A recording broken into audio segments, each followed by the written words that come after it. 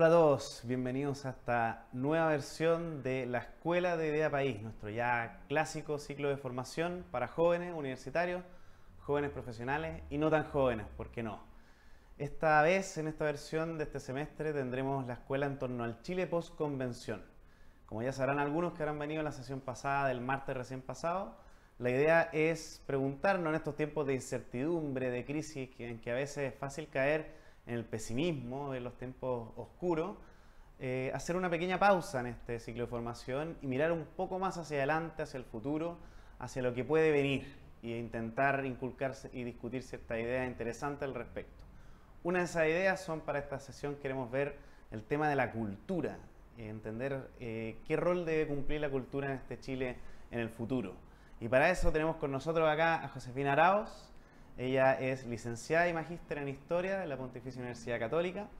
Está estudiando un doctorado en Filosofía en la Universidad de los Andes y es investigadora del IES, el Instituto de Estudios de la Sociedad. Bienvenida, Josefina. Muchas gracias, José Miguel. Un gusto estar acá. Muchas gracias por venir. Vamos a partir. La idea de esta sesión es que vivimos tiempos de enfrentamiento, podríamos decir. Lo vimos el otro día con la conmemoración de algunos del 18 de octubre, los eventos de violencia en general. Hay enfrentamientos en muchos ámbitos y uno de esos también, ¿por qué no?, es de modelos de sociedad que se enfrentan. Y también una de esas aristas ha sido la cultura. Vemos que hay cierto ímpetu o cierto intento refundacional respecto a la cultura, de que algo que nuestras tradiciones, lo que hemos heredado, es algo de lo que hay que despojarse. Lo hemos visto quizás en el trato que ha recibido el himno nacional, en algunos eventos, en algunas ceremonias de la Convención Constituyente, en algunos actos o medios simbólicos de un tono negativo en torno a todo esto. Entonces, para partir e introducirnos en este tema, primero que todo, Josefina, ¿qué entendemos por cultura para esto? Una cuestión que puede significar tantas cosas distintas. Sí, bueno, es un buen punto de partida porque por cultura uno puede entender muchas cosas. Según el autor que ocupe, según el tema que está hablando, en general como a nivel más de, no sé, como el uso más común, más cotidiano de cultura, pensamos al tiro en el Ministerio de la Cultura y las Artes, ¿cierto? Y pensamos sobre todo en eso, arte, música, pintura, en fin, que son las manifestaciones como culturales más características, ¿cierto? Más evidentes. Pero en verdad uno podría decir que cultura también es la ciencia, ¿no? El modo en que una sociedad trabaja la tierra, administra su economía, o sea, todo puede caber, por eso es tan difícil, porque todo puede caber en el concepto de cultura, ¿no? Para mí una definición general es que una cultura es un modo de vida, ¿no? Una forma de vida compartida, necesariamente compartida, ¿no? Y por lo tanto te remite, si tú entiendes la cultura como una forma de vida, te remite de partida a otro, no solo a ti mismo, ¿cierto? A algo que compartes con otros y también a algo en lo que naces, ¿cierto? En algo que recibes, ¿no? Y en ese sentido, y para relacionarlo un poco con el tema que tú planteas, la cultura, o más o menos lo que está más disputado, ¿cierto?, es la cultura entendida como todo aquello que heredamos, que recibimos, que no escogemos, ¿no? Lo que no elegimos. Que es algo, la relación con lo que no elegimos es algo conflictivo o problemático, difícil de justificar en tiempos como los nuestros, donde lo legítimo, ¿cierto?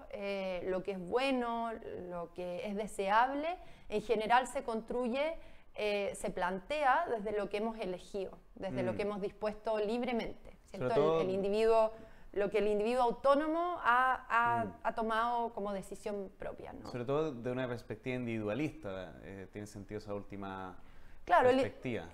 Claro, o sea, claro, el individualismo tiene como una carga más crítica, ¿cierto? De las implicancias cuando se exacerba demasiado esa dimensión, ¿no? Porque uno podría decir que puede tener cosas positivas o valiosas, reforzar, ¿cierto?, asegurar la autonomía y la libertad de las personas, ¿cierto? Es algo, no podría decir, es algo tremendamente valioso, ¿no? El problema del individualismo, de sociedades muy individualistas, ¿cierto?, que no es lo mismo que individualizadas, que es una categoría más descriptiva, es que se exacerba demasiado esa dimensión, que lo único valioso, lo único relevante es lo que hemos decidido libremente. Y el problema de eso no es solo que desvaloramos aquello que no hemos elegido, como por ejemplo el lugar donde nacemos, la familia no elegida, sino que además, o sea, aparte de que no podemos valorar lo que elegimos, no podemos explicar las condiciones de posibilidad de esa libertad. O sea, uno puede ser un individuo autónomo solo en la medida de que está primero, por ejemplo, en el contexto de una familia que lo recibe, lo cuida y le entrega todo lo necesario para poder ejercer esa libertad, ¿no? Entonces, ahí se van viendo como los problemas cuando se exacerba solo esa dimensión. Y entonces tenemos un ejemplo en la familia, en todo lo que conlleva la familia. Me imagino que la identidad que te da, un apellido, por ejemplo, lo que puede otorgarte la familia. ¿Qué otro ejemplo podemos ver de algo heredado que represente este concepto de cultura? Las tradiciones, ¿no? Es como la imagen quizás más clásica, ¿no? La cultura de... O sea, obviamente también están las imágenes que tenemos más típicas, ¿no? Las que yo decía al comienzo, las manifestaciones artísticas de un pueblo, pero que incluyen no solo, por así decir, el arte oficial, ¿cierto?, la alta cultura, sino también las manifestaciones de cultura popular o prácticas, ¿cierto?, prácticas religiosas, prácticas, no sé, una fiesta religiosa en el norte, la minga en Chiloé, pero, ¿cierto? ¿cuál sería el aspecto de una tradición que lo volvería algo cultural? Fondo. O sea, que lo vuelve cultural es que es, digamos, uno podría decir que todo en el hombre, todo en las personas, en el ser humano es cultural, ¿no? Tiene que ver porque con eso de salir de uno mismo, en el fondo, son manifestaciones comunes. Sí, comunes, pero también que aparecen siempre en una persona concreta, ¿no? O sea, cada persona no es solo expresión de la cultura de la que viene, ¿cierto? Sino también es lugar de actualización de esa cultura y lugar de creación, de potencia, de algo nuevo, ¿no? Cada generación no solo recibe, ¿cierto?, y transmite aquello que recibió, sino que lo critica y lo trata de mejorar y de incorporar cosas nuevas, ¿no? Perfecto. Entonces, pero efectivamente uno podría decir en último término que toda manifestación humana es expresión cultural, ¿no? En alguna medida. Claro, el problema es que ahí como que se difumina y todo se vuelve cultura, ¿no? Claro. Yo creo que por eso a mí me ayuda a pensarlo en este sentido, ¿no? En la medida cuando estás hablando de cultura, cuando estás hablando de modos, de formas de habitar el mundo y de entenderlo, de explicarlo, de moverte en él. Y eso te puede remitir a comunidades más pequeñas o más grandes, pero en general te remite a una comunidad pequeña o grande porque siempre hay alguien antes y sigue alguien después, ¿no? Eso es como lo básico de una cultura, sin duda es la crítica, la renovación, la actualización, pero también la transmisión. O sea, que hay alguien que recibe algo para comunicarlo a otro, ¿no? Entonces, la transmisión. Perfecto. Entonces, a ver, si sigo la idea, podríamos decir que en el ánimo refundacional en sí mismo, que sea de donde venga, hay un cierto choque con este concepto de cultura, como el reconocimiento de quienes vienen antes y la proyección hacia el futuro. Esa progresividad o intergeneracionalidad es un poco conflictiva con lo que dices tú. O sea, es conflictiva con un concepto refundacional de transformación de la sociedad. Claro, así como tesis general, yo al menos creo que, o sea, tengo siempre escepticismo frente a cualquier proyecto refundacional del signo que sea o proyecto revolucionario, porque en general son proyectos que su diagnóstico puramente negativo de la realidad, ¿cierto? Por eso quieren refundarla, está dispuesto a pasar a llevar todo, ¿no? A arrasar con todo porque no hay nada que valga y hay que construir algo nuevo desde cero, ¿no? Y eso puede ser muy despótico y destructivo, arrasa, puede ser muy autoritario, ¿no? Sí. Y claro, en quienes promueven hoy día proyectos refundacionales, si tú los interpelaras directamente, ellos te dirían, pero nosotros valoramos mucho la cultura, las tradiciones de la gente, defendemos de hecho sus proyectos de vida, ¿cierto? Eso es lo que dicen y yo creo que uno puede confiar en esas intenciones, ¿no? El problema es que en general no ven ese riesgo, ¿no? No ven en ese proyecto refundacional, los apura tanto el deseo de desmontar pronto lo que está mal, que están dispuestos a sacrificarlo todo, ¿no? Y para mí es muy problemático, por ejemplo, la crítica radical, no la crítica, acá el problema no es la crítica, sino la crítica absoluta, radical, ¿cierto?, de lo que se ha llamado del eslogan de los últimos 30 años, ¿no? Hemos visto muchas manifestaciones, sacó Maite Orsini una publicación en redes sociales hace no poco. Son 30 pesos, son 30 años. Claro, se instaló para octubre del 2019, pero también Maite Orsini hace poco, no me acuerdo a propósito de qué, no sé si fue para el aniversario del 11 de septiembre, que dijo, sacó un tuit que decía algo así como... estos 30 años han sido 30 años de miserias, de abuso, ¿no? Si no me equivoco, era para el 11 de septiembre. Ayer el vicepresidente de la Convención, hoy día, hablaba de que estas han sido décadas de puro despojo, ¿no? ¿Cuál es el problema para mí de esas afirmaciones? Su totalización. No se trata de negar que hay miserias objetivas, que hay abusos gravísimos, ¿no? Sino de hacer una hipótesis absoluta de eso que impida reconocer los avances objetivos.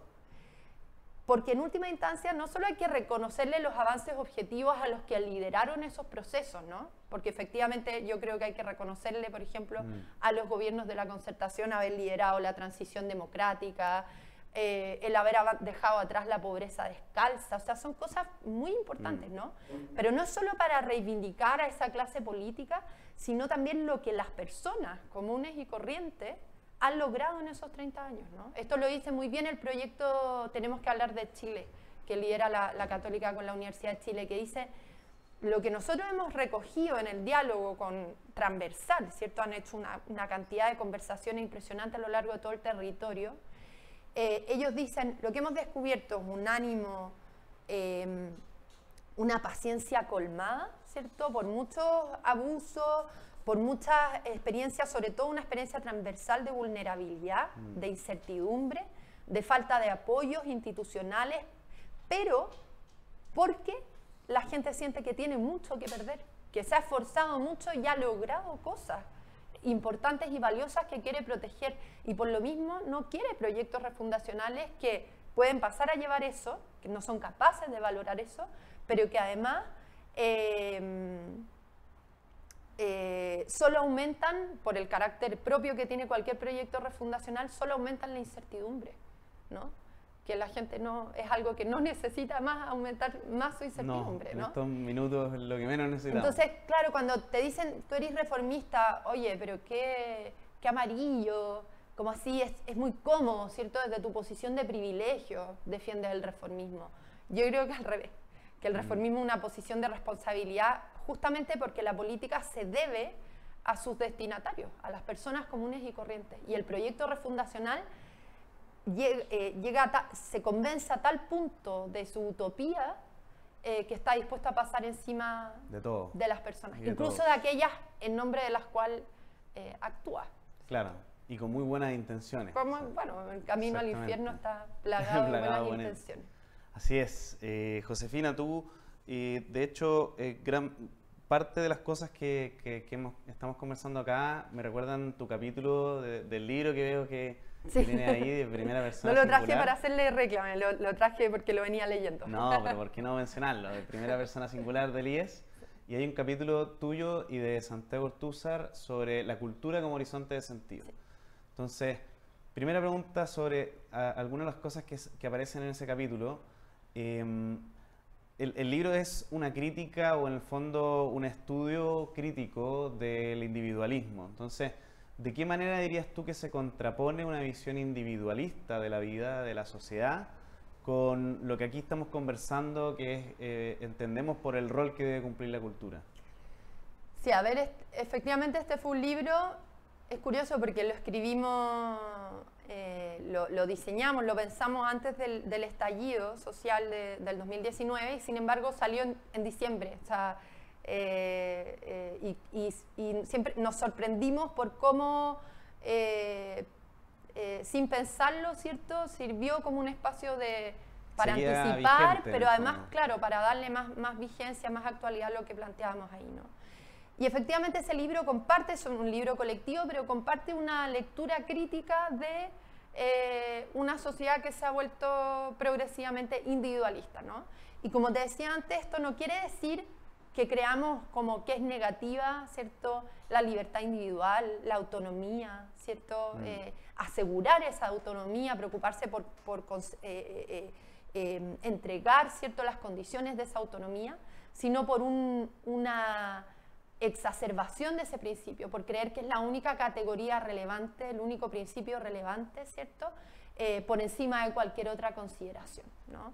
Y eso va gatillando procesos que ahí el autor de base es Tocqueville, ¿no? Una sociedad, claro, y por cierto, el individualismo, dice él, sean sociedades democráticas, igualitarias, con los beneficios que eso tiene, pero es una sociedad en la que progresivamente las personas van sintiendo que no se deben nada unas a otras y se van desligando entre sí y se van quedando solas, ¿no? Respecto de sus vecinos, pero también respecto de quienes los antecedieron y de los que vienen después, ¿no? De las generaciones. Y esa lectura, ese diagnóstico nosotros lo compartíamos, y particularmente respecto de Chile. Sobre nuestro capítulo en particular con Santiago, es un capítulo que intenta describir cómo una sociedad en la que se ha vuelto prioritario, ¿cierto?, exclusivamente prioritario, ¿cierto?, asegurar esta soberanía individual, ¿cierto?, autónoma, la realización del individuo soberano, descansa en una relación solamente conflictiva con la cultura, ¿no? Una relación tensa con la cultura, entendida como todo aquello que has recibido, has heredado, aquello de lo que provienes, ¿no?, que no has elegido. ¿Y en qué sentido conflictiva? En que es solo estructura de imposición, de dominación, ¿cierto? La familia es dominación, ¿cierto?, lo que no elegimos. La religión, ¿cierto? Para mí es quizás como el ejemplo paradigmático de eso, ¿no? El Estado opresor, ¿cierto? Claro. Y claro, y en el fondo, y nos relacionamos con todas esas dimensiones, ¿cierto?, que incluyen además la autoridad, que es algo con lo que la modernidad en general tiene conflicto con la autoridad no autónoma y libremente establecida, ¿cierto? Se establece una relación con ella de pura sospecha, ¿no? Y eso genera además una actitud que como que desde la reflexión intelectual solo hay que denunciar, al mirar todo lo que recibimos y heredamos, solo hay que denunciar, ¿cierto?, poner en evidencia. Esta sospecha lleva a simplemente dedicarnos al observar la realidad, a denunciar todas las estructuras de dominación escondidas. En eso consiste fundamentalmente la reflexión intelectual, o muy fundamentalmente, ¿no? Claro. Y la actividad política, por así decir, consiste también fundamentalmente en implementar mecanismos, políticas para liberarse y emanciparse de todas esas estructuras de dominación, ¿no? Claro, de todas las formas de opresión que existirían. ¿No? Y eso, a nuestro juicio, es problemático. Entonces, ¿no? si eso sería la mirada errónea, yo entendía que la alternativa sería este entendimiento de la cultura como un horizonte de sentido. Entonces, ¿podrías profundizar un poco en ese concepto del horizonte de sentido? Sí, es mezclado, ¿no? Pero nosotros en el libro, la expresión como más así, más precisa es horizonte de lo posible, pero efectivamente también horizonte de sentido, porque la cultura, ¿cómo decirlo así para que no suene como clase de filosofía aburrida, ¿no? Retrocedamos un poco, porque podríamos decir que la cultura o lo cultural quizás en alguna medida es un horizonte que puede dar sentido. Entonces, que no es que pueda dar, lo da. O sea, por ejemplo, pensémoslo así, ¿no? Para mí una imagen muy buena para describir qué es la cultura es el lenguaje. La lengua, tu lengua. porque es lo que por definición no elegiste, ¿no? O sea, Claro. naces en ella e incluso estás en ella antes de aprender a hablar y de aprender a pensar. Y que ¿no? con el lenguaje denominado inclusivo también está en una arremetida, digamos. Claro, pero incluso más allá de esa discusión, ese lenguaje en el que tú naces, apareces en el mundo, no puedes prescindir de él para moverte en el mundo. En ese sentido es un horizonte de sentido, ¿no? Son los conceptos, las categorías que te permiten orientarte, nombrar lo que ves, comunicarte con el otro, decirle a alguien lo que piensas, aparecer delante de otro, ¿no? Es siempre a través del lenguaje. Y eso es, por definición, algo que no has elegido, que has recibido, ¿no? Entonces, cuando nosotros decimos la cultura como horizonte de sentido, la cultura como horizonte de lo posible, no quiere decir, esto yo lo decía al comienzo, que no hayan abusos, que no hayan opresiones, que no hayan estructuras de poder arbitrarias, porque estructuras de poder además uno podría decir que son necesarias, ¿no? No siempre son negativas, pero que pueden tener arbitrariedades, esconder abusos, etc. El problema es que no es solo eso la cultura. La cultura no es solo una estructura de dominación, ¿no? Y eso te obliga a pensar qué otras experiencias uno tiene de la vida, ¿no? De la existencia, ¿no? Y por eso ahí nosotros decimos en el libro, solo lo mencionamos, ¿no? Pero el participar de una comunidad, ¿cierto? La gratitud, la pertenencia, ¿cierto? Son experiencias también fundamentales de la vida, ¿cierto? Que te forman y que no son de dominación, o sea, están mezcladas, ¿no? Están entremezcladas. O sea, la familia, por ejemplo, sabemos, si pensamos en las cifras de violencia, por ejemplo, las cifras de abuso sexual, donde más ocurren es a nivel familiar.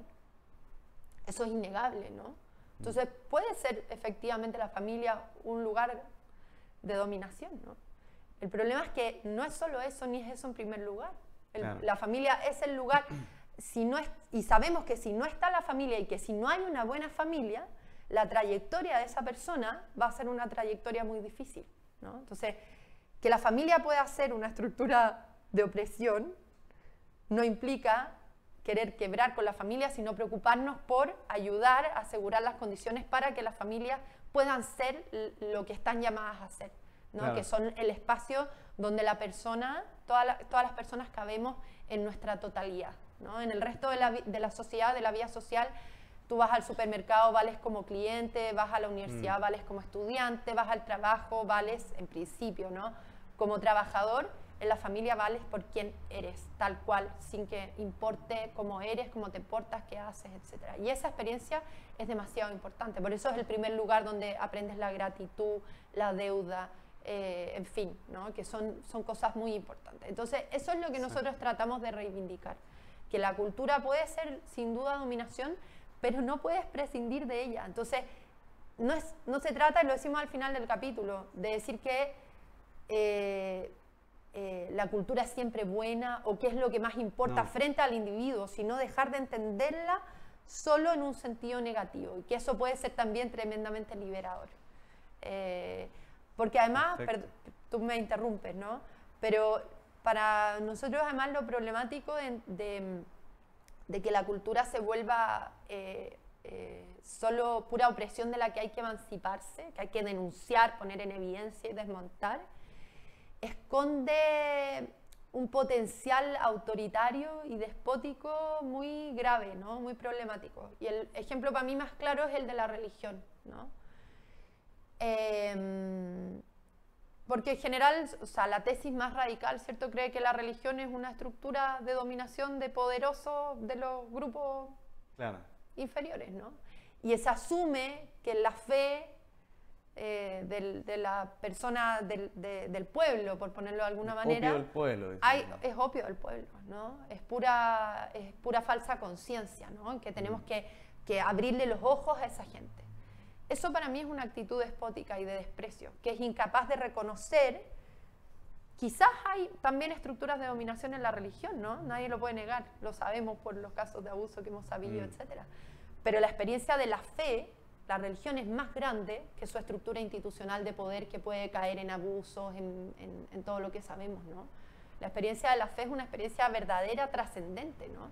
Y cuando se dice que la religión, por usar la caricatura, es opio del pueblo, tú desvaloras, ¿cierto? Desprecias la racionalidad, ¿cierto? La verdad, la profundidad que hay en aquella persona que manifiesta esa fe. Lo único que hay en esa fe es dominación, ¿no? Eso es un empobrecimiento y además es, a mi juicio, potencialmente autoritario. No, perfecto. Y si entiendo bien, de hecho, si es que este esfuerzo que dices tú que se puede hacer por identificar que estas estructuras no son solo dominación, significa también la posibilidad de poder iluminar mucho más a otras facetas que a veces no se ven y creer que puede ser distinto, ¿no es cierto? Y dejando eso por un momento en el cajón, te voy a llevar a otro tema relacionado con todo esto. Ustedes en el IES entiendo que han estado tratando o dando a conocer harto algunas ideas de Pedro Morandé, que algo tiene que decir respecto a este tema, en específico la temática de la identidad cultural, latinoamericana, pero en general, ¿qué dirías tú que puede aportar alguien como Pedro Morandé a colación, digamos, en este debate, sobre todo a ese ánimo refundacional que se ve detrás de la política a veces? Quizás esta debió ser la primera pregunta, pero eso no es un problema tuyo, porque Morandé es el autor... No, por eso digo, no es un problema tuyo. Morandé es el autor que está detrás, o sea, es como la referencia fundamental para nosotros, claro, de ese capítulo. O sea, es este modo de entender la cultura como forma de vida, ¿cierto? Las formas de habitar el mundo de los pueblos, de las comunidades y los pueblos, es de Morandé. O entender, reconocer que la cultura está formada, entre otras cosas, por estructuras de poder y de dominación, pero que las trasciende, o que es más que eso, es una tesis de Pedro Morandé, ¿no? Él se dedicó, bueno, todavía lo hace, ¿no? Pero en toda su trayectoria en la universidad, a estudiar, ¿cierto?, la cultura latinoamericana, y a estudiarla además denunciando que era la gran olvidada en las ciencias sociales y también en la política, ¿no? En la manera que... ¿Por qué? Porque es difícil de explicar, ¿no? Pero como América Latina se asume como una sociedad en camino al desarrollo. En vías de desarrollo. En vías de desarrollo, ¿cierto? Eternamente.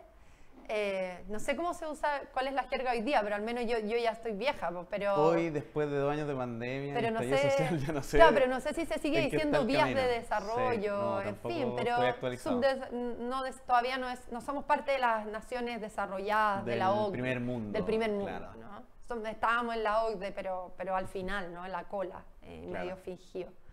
Entonces Morandé dice, el problema de esa tesis, ¿cierto?, de en el fondo compararnos con el camino europeo de forma crítica, el camino del primer mundo, significó asumir todas nuestras características y nuestra singularidad como señales de déficit, como resabios, como vestigios, ¿no? Entonces, la sociedad latinoamericana es una sociedad muy religiosa, señal de atraso, ¿no? Todavía no avanza tanto la modernidad en América Latina. Y así, todas nuestras características, ¿no? Cómo vota la gente, los comportamientos, los hábitos, que importa más la familia que las asociaciones, ¿no? En fin, todas esas cosas se consideraban, se asumen hasta el día de hoy como señales de atraso, ¿no? Y el problema es que eso hace irrelevante para la reflexión y para la política la pregunta por esa cultura, ¿no? Porque como es déficit, de lo que hay que preocuparse es de los modelos de desarrollo. Exacto. ¿No? Y ese olvido ha justificado, y ese es otro de las inquietudes de Pedro Morandé, sucesivos proyectos transformadores de ingeniería social, ¿cierto? Refundacionales, que lo único que les importa es imponer su modelo utópico y desprecian la sociedad sobre la cual se imponen. Claro. Recuerdo a nuestro público que pueden hacer preguntas que les vayan planteando, ya pronto llegaremos a esa etapa de la conversación. Y dicho eso, hay un punto de lo que dijiste ahora sobre cómo este ímpetu moderno ha pasado por encima muchas veces de aspectos de la cultura latinoamericana que que no necesariamente eran cargas negativas o señales de atraso, o que al menos había que identificar y que podrían tener cierto valor. Eso entiendo que señala Pedro Morandé o algo por el estilo. Me genera una inquietud esa afirmación respecto de la mirada antropológica que hay detrás, porque muchas de estas transformaciones sociales se han impulsado por justicia social, por las personas, por la gente. Entonces, de alguna manera, Pedro Morandé alertaría que ese ejercicio no entiende del todo bien a cada persona o olvida alguna faceta de ella. ¿Puedes profundizar un poco, si comparte obviamente en esa idea? Sí, esto no solo lo dicen autores como Pedro Morandé, ¿no? Que uno podría decir, bueno, es un autor conservador, católico, que le interesaba, estaba defendiendo ahí la religiosidad popular, ¿cierto? Sino que otro autor, perdón por citar autores, ¿no? Pero un antropólogo norteamericano que se llama James Scott, que está en el otro lado político, yo creo. O sea, bueno, uno a Pedro Morandé no sé si lo clasifica fácilmente como conservador, más o menos sabe dónde queda, pero este es un intelectual, por así decir, de izquierda, progresista, por momentos, aunque no progresista, hoy día más anárquico quizás. Y él estudia los grandes proyectos de ingeniería social del siglo XX en distintas partes del mundo, ¿no? Los proyectos autoritarios, pero también no autoritarios. Dice, los proyectos más bien intencionados de los estados modernos, por más bien intencionados que sean, cuando son grandes proyectos de ingeniería social, suelen tener una relación despótica con las sociedades sobre las que se insertan, arrasan con ellas. Y además dice, por eso mismo, fracasan. Todos los grandes proyectos de ingeniería social, dice él, fracasan. Y uno podría decir que incluso se prueba para Chile, que uno diría el proyecto refundacional de la dictadura, ¿cierto? Había sido exitoso, podríamos decir que con el estallido se probó finalmente que estaba destinado a caerse, ¿no? Claro, que había falencias, por lo menos. Tenía falencias muy profundas, ¿no? O está en su péndulo, ¿no? Volviendo a su opuesto, ¿no? Claro. Como en una dinámica de acción y reacción. Entonces, claro, acá es criticar que la reflexión intelectual y la acción política esté concentrada exclusivamente en los proyectos, en los indicadores, ¿cierto? Económicos, sociales, políticos, y en los programas, digamos, de transformación para conducir a las sociedades a donde queremos que lleguen, ¿no? Y eso olvida, deja en un segundo lugar la consideración reflexiva, intelectual, ¿cierto? No solo preocuparse o hablar en nombre de ellos, sino estar conectado con ellos, ¿cierto? Recogiendo, ahora que está tan de moda, escuchando a la gente, ¿no? Recogiendo sus demandas, pero no solo recogiendo sus demandas, estudiando sus formas de vida, ¿no? Para desde ahí pensar, corregir, reformular las políticas que se imponen sobre ellos, ¿no? Esa es una gran crítica, todo este cuestionamiento al one size fits all, ¿no? Las políticas como de los estados modernos, que son políticas generales, uniformizadas, ¿cierto? Para toda una sociedad que no considera las particularidades locales, ¿cierto? Que eso está muy de moda hoy día a propósito de las demandas regionales, ¿no? De descentralización, por ejemplo. Esa es una forma, todas las demandas de descentralización hoy día son una forma de decir, oye, no están considerando la realidad local, solo están preocupados de fijar políticas abstractas y por eso fracasan sus políticas, ¿no? Claro. Forzando por encima de la realidad. Siempre pongo como ejemplo la política de vivienda, ¿no? En Chile, que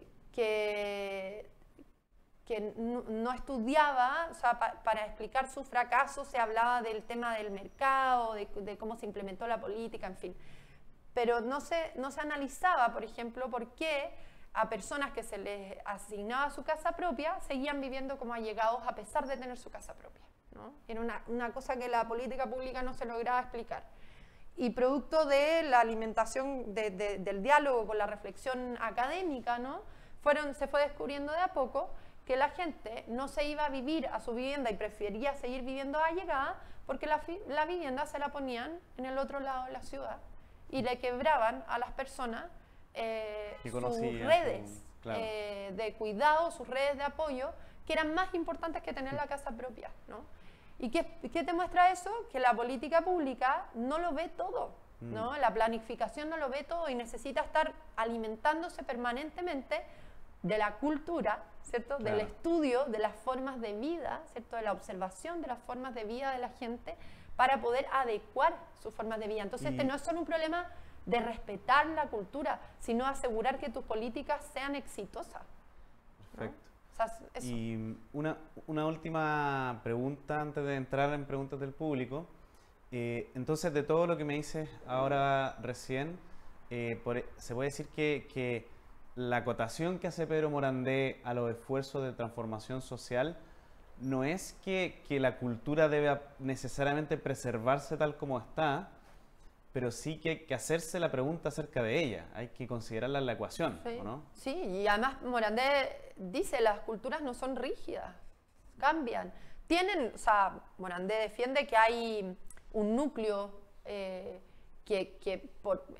está en el origen y que marca, quieras o no, ¿no? Morandé diría, aunque América Latina hoy día esté enteramente secularizada, ¿cierto? Aumenten los ateos, ¿cierto? La gente que no cree, etcétera, él seguiría diciendo la identidad católica, que está en el origen de esa cultura, sigue permeando, incluso en quienes se manifiestan explícitamente como no creyentes, sigue impactando las formas de vida, el modo de comportarse, todo, ¿no? Aunque no quiera, no haya conciencia, ¿no? Y no se crea, se desprecie, todo, ¿no? Eso él sí potente. lo defiende. Pero las culturas cambian y se transforman, se modifican y por eso es importante estar siempre observándolas, ¿no? Pero por eso es tan grave, por eso es tan grave nuestra crisis, ¿no? La crisis social y política que vive Chile no es solo de urgencias sociales no satisfechas, ¿no? Sino de una política que se desvinculó, que perdió los lazos con esa sociedad a la cual se debe, y entonces no solo no es capaz de anticipar sus conflictos, sino que no conoce cuáles son no conoce bien o le cuesta mucho entender cuáles son sus demandas, ¿no? Claro. Y responder a ellas, responder bien a esas demandas. Y con el riesgo de pasar por encima de cosas importantes. Y por eso una reivindicación muy importante de las personas hoy día es participar en las cosas que las afectan. Cuando se habla de la demanda por participación, solo se interpreta como mecanismos de democracia directa a nivel como estatal, a nivel central, ¿cierto? Pero la gente quiere sobre todo participar en el sentido, esto lo decía Juan Pablo Luna en una entrevista, en la tercera de este año, decía, la gente quiere participar en el sentido de que se considere su punto de vista para las cosas que se imponen sobre ella, porque ella tiene algo que decir. Ella vale, quiere ser reconocida como alguien que vale, pero además como alguien que tiene algo que decir que es relevante para las políticas que se imponen sobre ella. Tiene valores, creencias, convicciones. Y la forma en que ella vive, si la política pública no la conoce, va a fracasar. Va a fracasar en la política de vivienda, va a fracasar en la política de transporte. Perfecto. Y ahí hay un desafío monumental. Buenísimo, muchas gracias, Josefina. Vamos ahora a las preguntas del público que me van llegando acá por interno, gracias al señor director y el equipo de producción. Primera pregunta de Beatriz. Josefina, ¿cómo recuperar una identidad cultural que parece difusa hoy en Chile?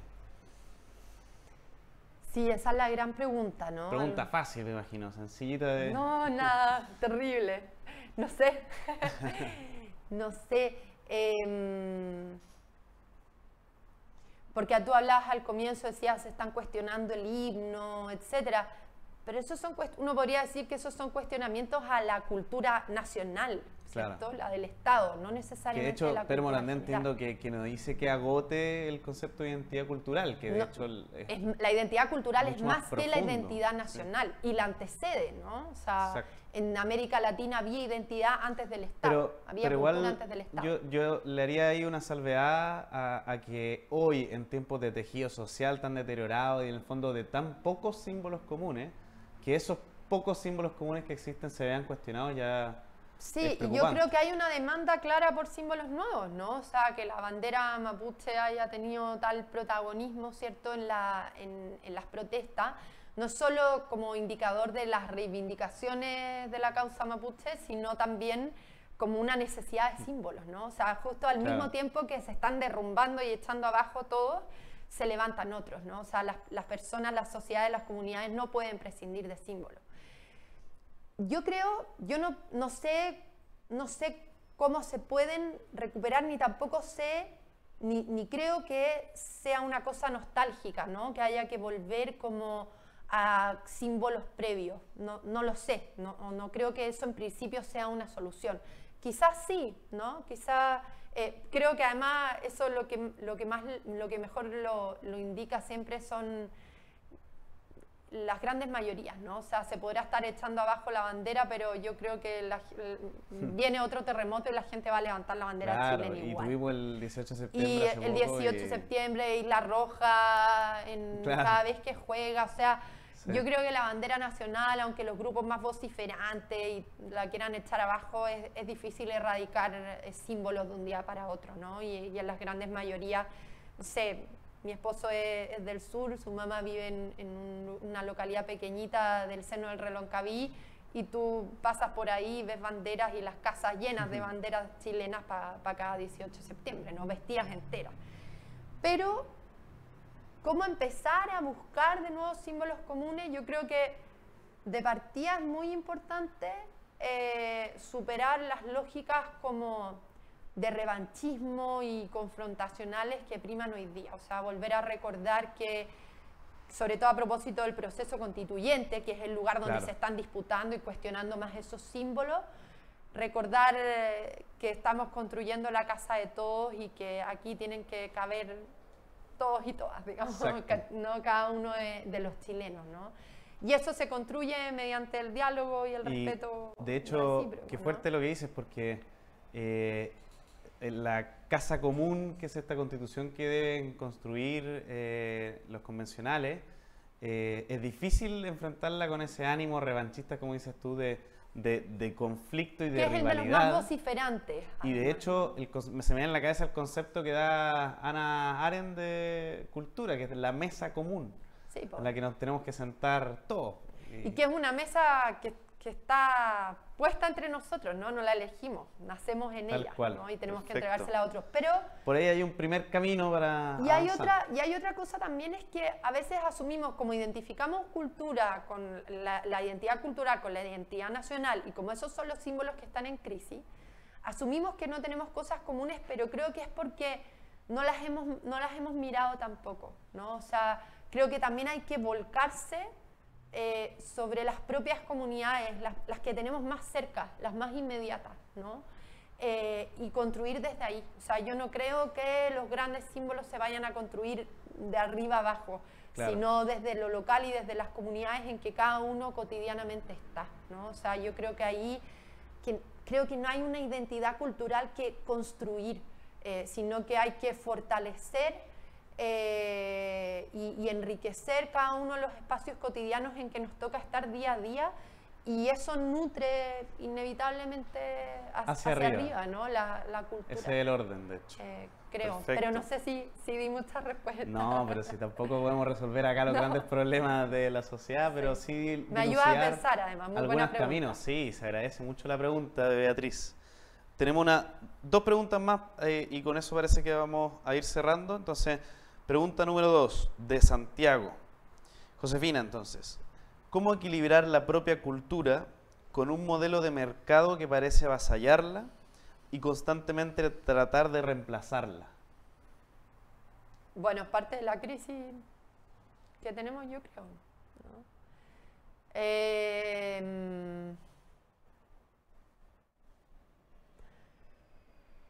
A ver, de nuevo, o sea, lo que hablábamos antes, ¿no? Yo creo que por eso las instituciones tienen una tarea tan importante por delante, ¿no?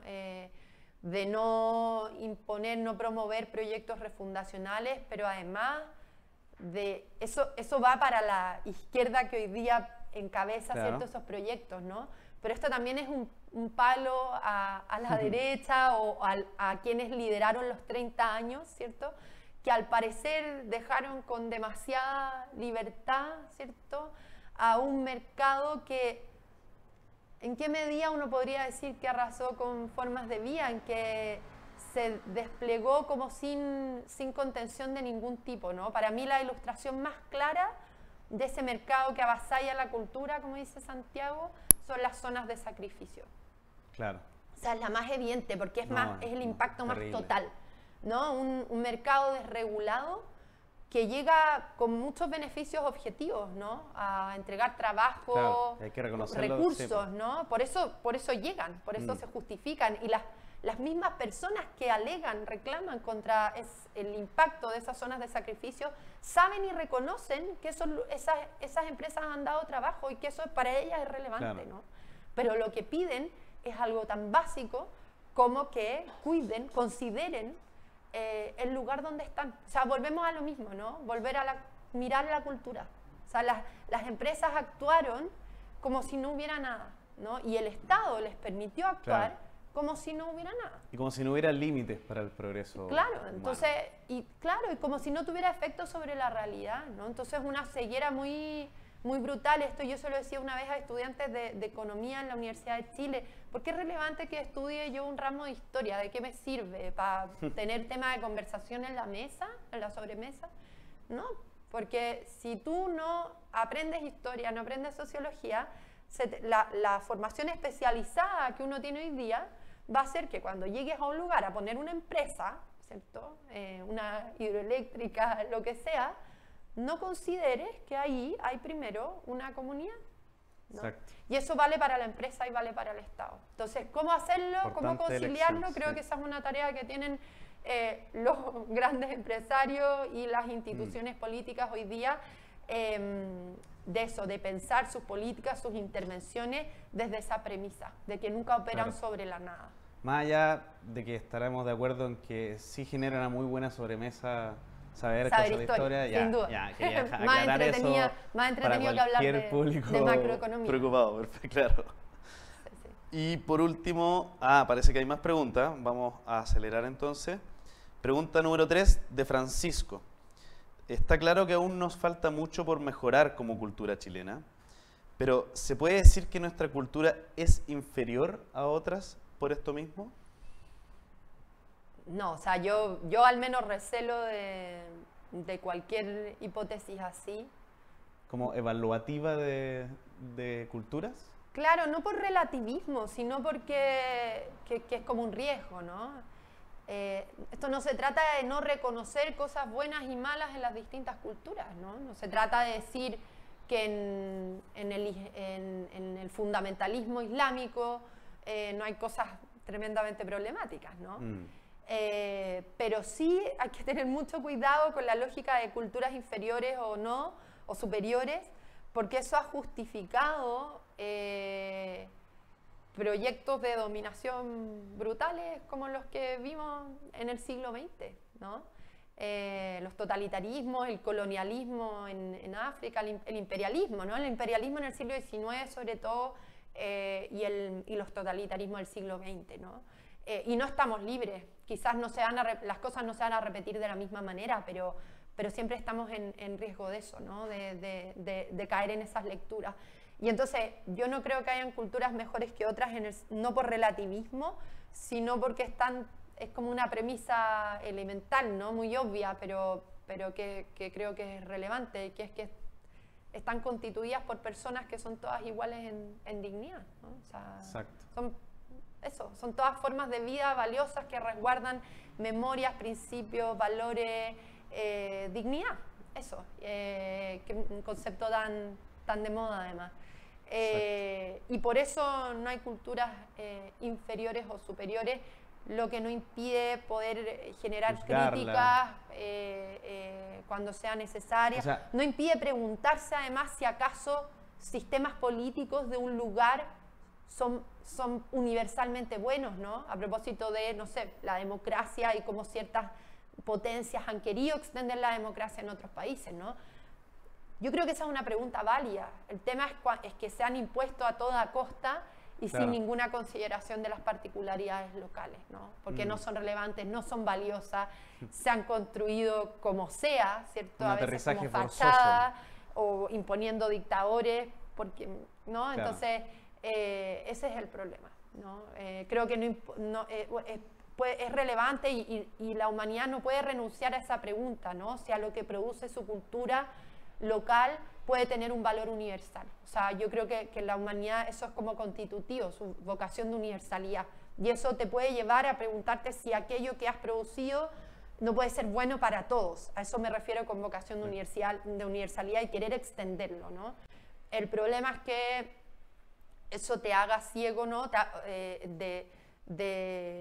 Como te haga estar dispuesto a pasar encima de lo que sea, claro, por imponerla, ¿cierto? Y a creer que por defecto tu cultura es superior y olvidarte de nada, que siempre está compuesto por personas, así es básico. Me convence, es un riesgo importante de esa mirada, al final, porque también así como estos modelos de ingeniería social y transformación social refundacionales que criticábamos, una cultura que se considere superior puede pasar por encima y ha pasado en nuestra historia. Exactamente.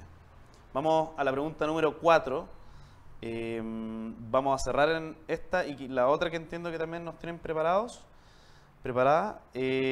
Francisco dice, hablaste sobre cómo las planificaciones globales suelen fracasar y se transforman en proyectos despóticos. En este sentido, y de acuerdo con tu línea de investigación académica, ¿crees que este tipo de constructivismo es una característica propia del fenómeno populista? ¿Qué Mateo, Francisco? Un estudioso parece del caso. No sé, es una buena pregunta, ¿no? Nunca me la había planteado así. Si es que algún populista o que se defina en esos términos haya emprendido proyectos como completamente refundacionales, porque además en general los estudios muestran más bien que son proyectos que deterioran, debilitan más que refundan, ¿no? Pero sí, yo creo que nadie está liberado. O sea, lo que te respondería así de manera general, porque me haces pensar, tendría que pensar más la respuesta, pero de manera general te respondería que la actitud refundacional, los proyectos constructivistas no son patrimonio exclusivo de nadie, ¿no? Entonces no diría que es definitorio del populismo o constitutivo del populismo en el sentido que no es exclusivo del populismo. Seguro claro, hay proyectos populistas que podríamos presentar así, no me atrevo a responderlo a la rápida, pero eso no lo hace exclusivamente populista. O sea, y tenemos proyectos, no sé, el proyecto de Pinochet, que algunos dicen si hubo populismo ahí, pero no, yo creo que una dictadura, un régimen autoritario, y fue completamente refundacional, ¿no? Y así, digamos, o sea, no me parece que sea exclusivamente como claro, y de hecho, populista. Se me ocurre la hipótesis contraria, que hay algunos proyectos populistas que sí detectan lo cultural y lo exacerban. Bueno, es muy los interesante. Nacionalismos. Y de hecho eso quizá explica también la eficacia o el éxito que suelen tener los liderazgos populistas, ¿no? Y sobre todo en América Latina, ¿no? Claro. Que por más problemáticos que sean, o sea, la trayectoria histórica de los populismos en América Latina deja mucho que desear, así que no es que uno los defienda. Pero sí uno tiene que reconocer su eficacia y su éxito en la movilización de los sectores populares, ¿no? Sobre todo. Y eso te obliga a pensar si acaso ellos no lograron establecer un vínculo, una conexión con esa cultura olvidada o despreciada por la clase política tradicional, ¿no? Y eso no los hace mejores a los populistas, pero muestra que han sido capaces de conectar con algo con una que necesidad quienes existe, se sienten amenazados por los populistas en general no logran sintonizar. De hecho, tú mencionabas, conversamos acá, el impacto del individualismo, esas miradas que prescinden de lo común, como algo que se ha desentendido de muchas cosas que anhela la gente. Entonces, podría ser que ese populismo a veces conecta con ese anhelo. Y en general hoy día los populismos están surgiendo a partir de conexiones que quizás se radicalizan, se vuelven extremistas, pero con dimensiones como excluidas de las culturas, ¿no? En el Brexit, en Inglaterra, apelar a la identidad nacional, en general en Europa, ¿cierto? Frente a esta Unión Europea homogeneizadora que desconoce la realidad cultural, que impone a las regiones políticas que modifican sus formas de vida pero que los beneficios la gente experimenta que se van hacia el centro, aunque así no sea, ¿no? Pero así lo experimentan. O respecto de la migración, ¿cierto? Como las clases políticas han tenido como una dinámica de puertas abiertas, sin reconocer los efectos problemáticos de la migración, que además se distribuyen en general de forma desigual. Los efectos problemáticos Exacto. en general los viven los más pobres. Bueno, llegan los populistas, ven ese vacío y dicen, nosotros vamos a echarlos a todos, ¿no? Y claro, uno sabe que es una afirmación problemática, pero se está haciendo cargo de algo que otros abandonaron o incluso despreciaron, ¿no? Claro, conecta con algo que no hay que despreciar. Exacto. Última pregunta entonces, para ir cerrando. José Ignacio pregunta, para el caso de Chile, ¿cómo reconstruir una cultura en una sociedad con una familia en crisis, y agrupaciones muy debilitadas? Otra pregunta fácil, sencilla, en general, puros desafíos te han tocado. Sí, yo matizaría esas afirmaciones. A ver. O sea,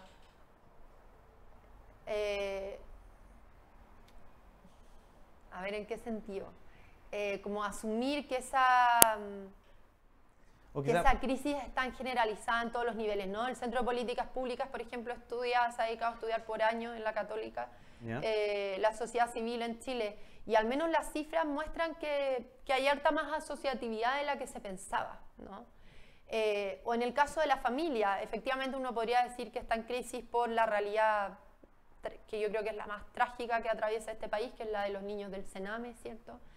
En fin, por muchos motivos, la cantidad de niños, a uno le van a decir conservador por esto, pero la cantidad de niños que nacen de relaciones informales, ¿cierto?, fuera del matrimonio, que más allá de si uno es conservador o no, se sabe que es problemático porque puede implicar inestabilidad, ¿cierto?, la ausencia de alguna de las figuras paterna o materna. Y si creemos que el matrimonio tiene algún sentido positivo como pero sobre todo, claro, incluso más allá de esa discusión, el hecho que nazcan fuera del matrimonio de una relación asegura, en general asegura más inestabilidad, ¿cierto? Y a la larga la ausencia de alguna de las dos figuras. En fin, podríamos pensar como muchas las cifras de violencia intrafamiliar, etc. Pero yo me pregunto si acaso esa crisis no se debe más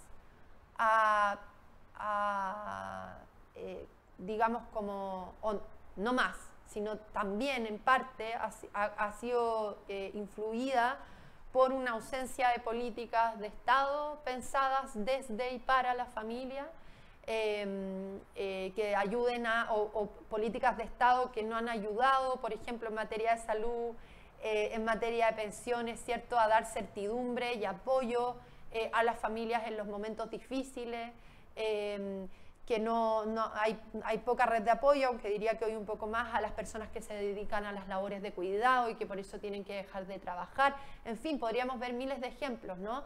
Entonces, ¿hasta qué punto, si mejoráramos en todas esas dimensiones, veríamos que la familia se fortalece y que de hecho incluso hoy, en medio de toda esa crisis, sigue siendo el lugar donde las personas acuden, su primera red de apoyo, su primera red de seguridad social, y el ámbito en el que al menos según las encuestas se sienten más realizados, ¿no?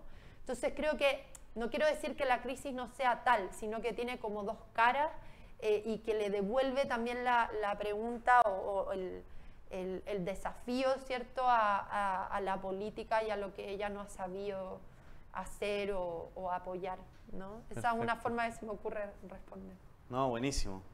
Vamos a ir cerrando entonces. Si nos puedes dejar, Josefina, algún mensaje de cierre, alguna esperanza, porque son tiempos difíciles para encontrar dónde reside la esperanza, pero en esta temática, ¿dónde podríamos dilucidar el camino quizás a seguir respecto a lo cultural?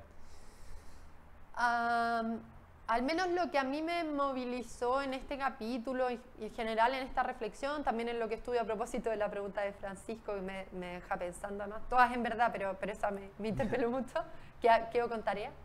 En mi reflexión sobre el populismo es el cuidado, como el valor de la realidad. Eso, como que la realidad es valiosa, la vida social, lo que hay, lo que tenemos es valioso. Tiene muchas cosas malas, pero es valiosa porque está constituida por personas que son dignas en primer lugar. Y cómo ese dato, esa conciencia de que la realidad es valiosa, obliga a que cada paso que damos en cada uno de los ámbitos que nos toca estar, ¿cierto? Ahora esto interpela particularmente a la convención, a la política en general, al mundo empresarial también, pero también a cada uno de nosotros en los lugares que les toca estar, obliga a un cuidado a un cuidado muy radical. Esa es la única radicalidad importante para mí, la del cuidado, ¿no? Porque es muy fácil destruir, es muy fácil echar abajo, ¿no? Un sistema que está todo malo, lo vemos con los retiros de fondos previsionales. Es muy fácil echarlo abajo. El problema es construir algo de nuevo, ¿no? Y no solo es muy fácil destruir, sino que al destruir pasar a llevarlo todo, ¿no? Y eso debiera obligar siempre a la mesura, al cuidado, a la responsabilidad, ¿no? Al compromiso, a recordar que siempre nos debemos, nuestra acción política parte de ahí y se debe a ella, está al servicio de ella. Para mí en eso reside ahí se juega la esperanza, ¿no? En recordar siempre ese dato, ¿no? Y creo que es lo que permite salvar a todas estas tendencias autoritarias o despóticas en las que puede caer cualquiera, incluso los que tienen las mejores intenciones. Es más fácil ver ese riesgo en un régimen autoritario, pero no estamos libres ninguno, ni no están libres los que están hoy día en la convención de eso, y eso le diría a todos, ¿no? Como actuar con el máximo cuidado porque están tratando con personas, y eso es valioso, es lo más valioso, y hay que cuidarlo, ¿no? Servirlo y cuidarlo, y eso puede a veces obligar a demorar algunas cosas, ¿no?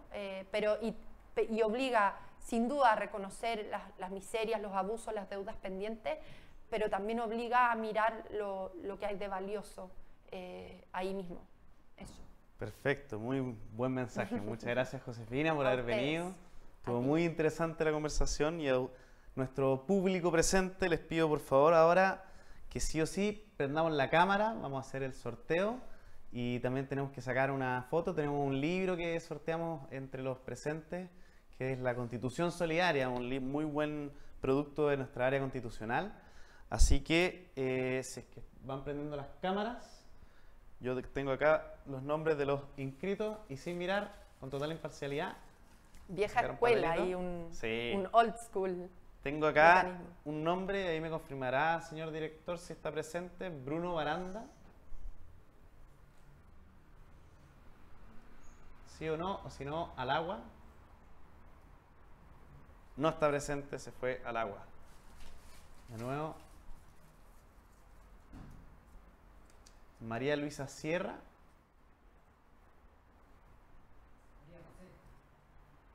No, tengo María Luisa.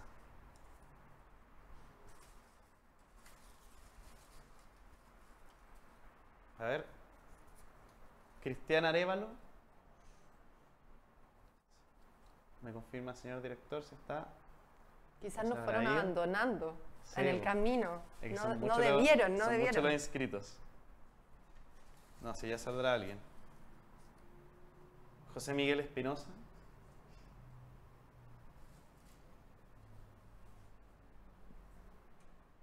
Tampoco.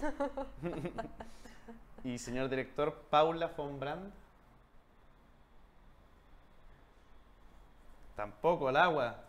Ahora hasta altura. Preguntaría quiénes son los que están. Sí, se esperaron algunos. Entonces, voy a hacer un último intento, si no... María Correa, señor director. No. Ya, entonces vamos a ir por María José, asumir que ese papel que salió era para María José. ¿Cuánto es el apellido? Sierra. Toro. Ya, perfecto. María José Toro nomás. Para no seguir alargando innecesariamente esta actividad.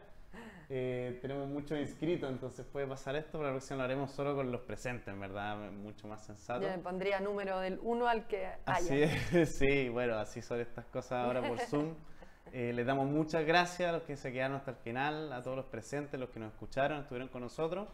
Y los invitamos a seguir el próximo martes con nosotros para la escuela, la nueva sesión que tendremos, que será sobre el modelo económico chileno. algo también súper importante de sopesar de cara al futuro. Muchas gracias y que estén muy bien. Hasta luego. Chao.